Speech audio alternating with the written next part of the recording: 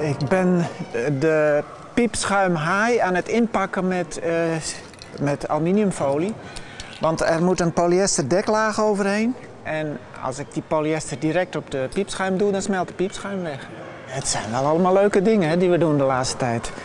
Ja, zo gaat dat. In het land der blinden is één oog koning. Als je een keer 2 vissen hebt gemaakt, dan ben je al de vissendeskundige.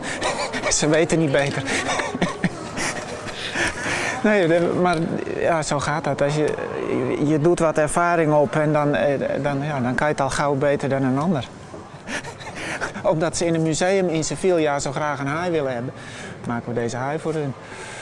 En dat is voor ons natuurlijk een leuke uitdaging. Dit is de witte haai, of de mensenhaai zeggen ze ook wel. Dat is dezelfde haai die ook bij Jaws figureert. Alleen deze die is wat stijlvoller. Het is niet overdreven bloederig en hij is gewoon precies zoals hij is. Ook de maat is, zo groot worden ze in de natuur. En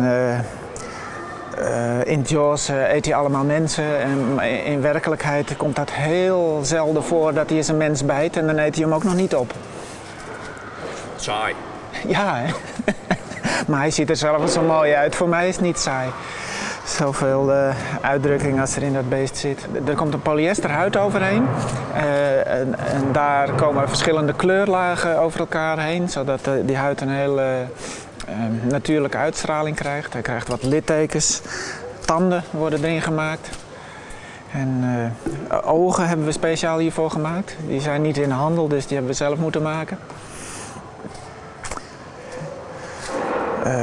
De vinnen die moeten demontabel worden, want anders kan het museum niet uit. Die gaan we eraf zagen en buiten er weer aanzetten. De mensen vinden het leuk om te zien dat we hier mee bezig zijn. En er staan wat vitrines omheen en er is een lezing over de haai zondag. En volgende week kunnen ze ermee op de foto. Dan zal die misschien nog niet helemaal af zijn, maar het is toch leuk om ermee op de foto te gaan.